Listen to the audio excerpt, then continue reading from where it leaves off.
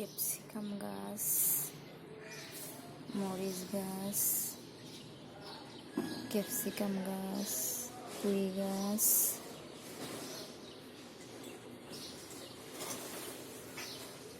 Aloe vera গাছ, পুঁই শাক,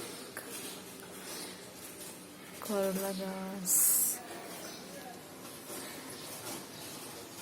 বারান্দায় আমার সবজি বাগান।